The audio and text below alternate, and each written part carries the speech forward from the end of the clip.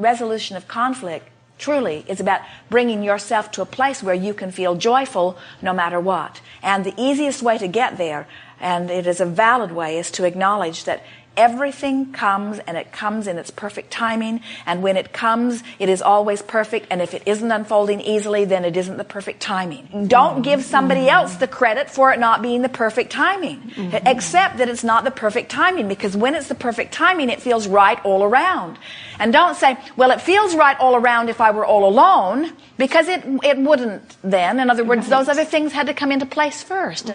It always unfolds perfectly. We say this by way of wanting all of you to get to this place where there's something I want that has not yet happened, but I am joyous in my anticipation because I trust that when the timing is right, it will be just right.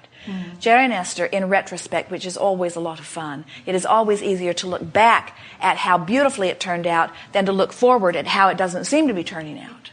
And that's that hindsight benefit that so many of you are discovering. And we would like you to feel the foresight benefit that your inner being always feels. And that's that faith-based wisdom that comes from trusting law of attraction and knowing that good things are supposed to come to you and are, as is evidenced all over the place, you see. They have been in Texas for a while. And for a while, they rented a little house for quite a while they were looking for property. And they found some beautiful acreage right across the street from where they were living that was a part of a large block of property. And there were big old oak trees on it that they really, really liked. And they would walk to this property and through this property quite often. And many years ago is where this story began. They wanted to buy only 5 acres of this much larger piece of property. So they went to the owner who had a for sale sign. And this person agreed to it. And Jerry and Esther went through quite a bit of the paperwork and everything was in place. And then right at the last minute, the seller changed their mind and said, no, something has come up. Our bank won't let us split this out. It is too complicated and not worth the trouble for us. We're not going to do it. And Esther felt such devastation because she had found something. They'd talked themselves into believing that not only was it perfect, but that it was the only perfect place, sort of thing. And he pulled the rug out from under, and Esther took solace in anger. Felt a lot better than disappointment. And she refused to go look at properties with Jerry. She said, I'm not going to play anymore. Find it or don't find it, I don't care. I'm not going to look anymore. And 2 days later, Jerry was loose by himself, which was really his salvation. Because Esther's disappointment was not permeating his car and sucking the life out of his. And he drove around the area a different way, down a road that they'd been down many times before, and saw a for sale sign in an area that they thought was part of a subdivision, which turned out it wasn't. And Jerry found a piece of property, and his heart was singing. He came bounding to get Esther. He knew he had found it, and when she stepped on it, she knew it too. And then they said, oh man, are we glad that didn't happen, because look at this. The numbers of things that didn't happen that all led to what did happen. The story goes on and on and on and on and on. So they bought that property and built their house on it. And then now they're looking for a piece of commercial property, and they want something in the area because they want the same phone number, not realizing that the area codes were going to change and it wouldn't matter anyway. And so they found a piece of property, but it was very expensive and commercial property and right on the interstate and more than they really needed.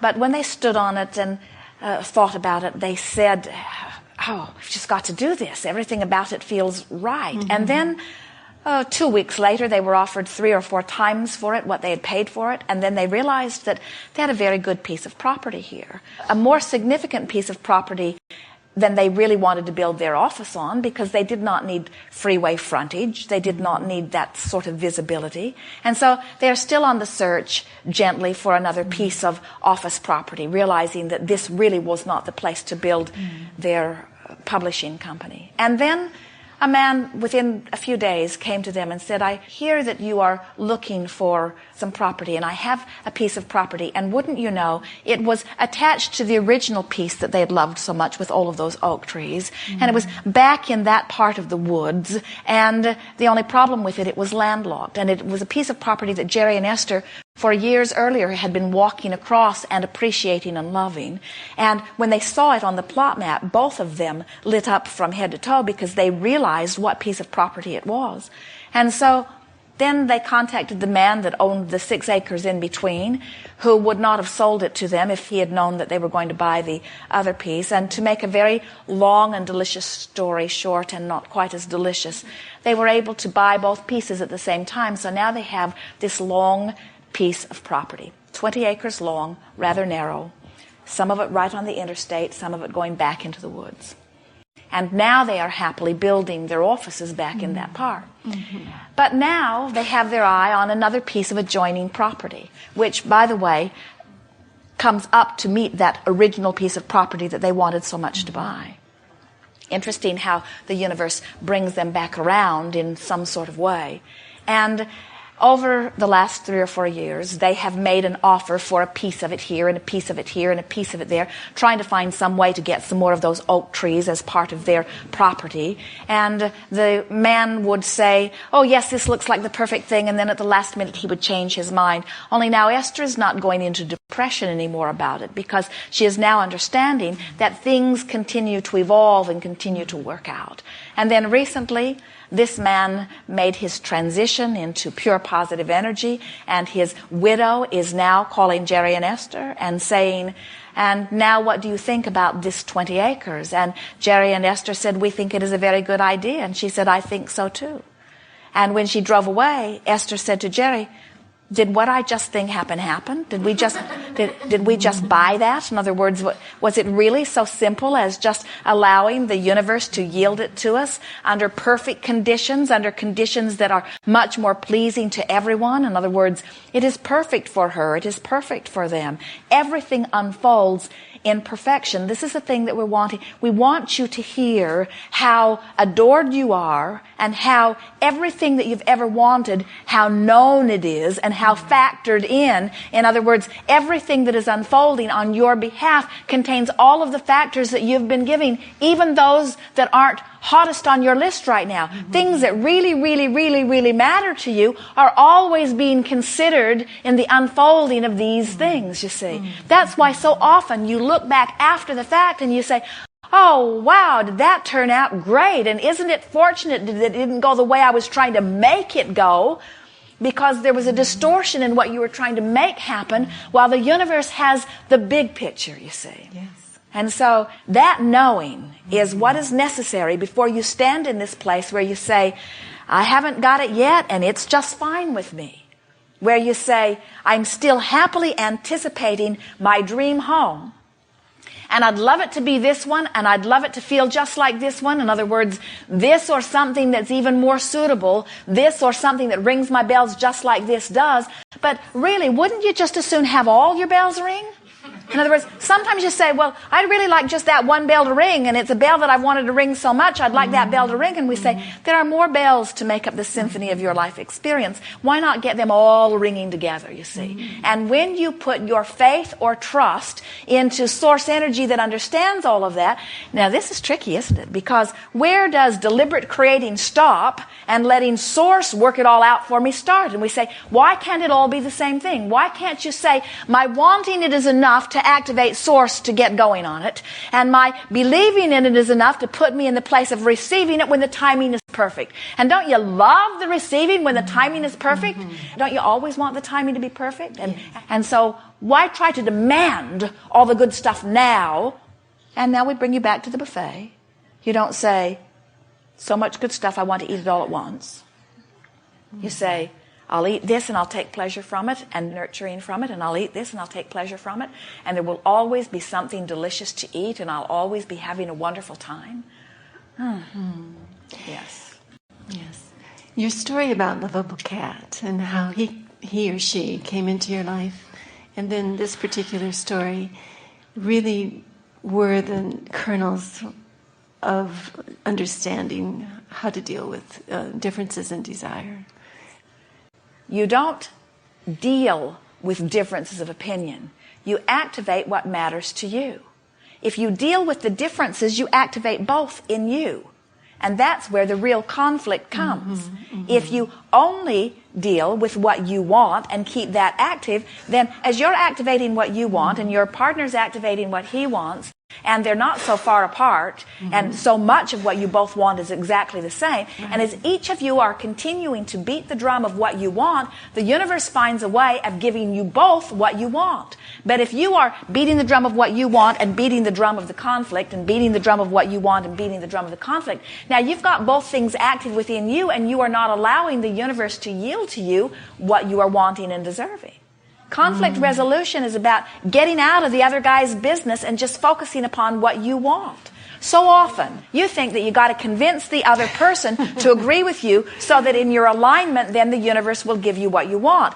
And the only alignment that is ever necessary is your alignment. So if every day you say, I want that house, and every day, and we're exaggerating this, your ogre mate, just kidding, says, I don't want that house, then every day you've activated, I want the house. Every day you've activated, I don't want the house. And so can you feel how impure that vibration? Yes. But if every day you're just activating the vibration of how good it will feel, and you're keeping that alive within yourself, and you are not introducing the other resistant contradictory vibration, then the universe yields it to you without stepping on his toes, because the things that he wants will be satisfied too. You can have it all. People will say, oh, well, now you're really stretching it. I want a house over there, and he wants a house over there. We're talking about two different coasts of the continent, or two different continents. How can the universe give us both what we want? And we say, because as you keep focusing upon what you want and why you want it, you activate everything around that. And as he keeps focusing upon what he wants and why he wants it, he activates everything around that, so that the essence of what you want is known as this culminating intention. And if neither one of you are contrary to your own vibration, then you are both in the place of receiving the resolution. And compromise takes on a whole new meaning. Compromise, we'll give it a new definition here. Compromise, when you're dealing with universal forces, means we both get exactly what we wanted.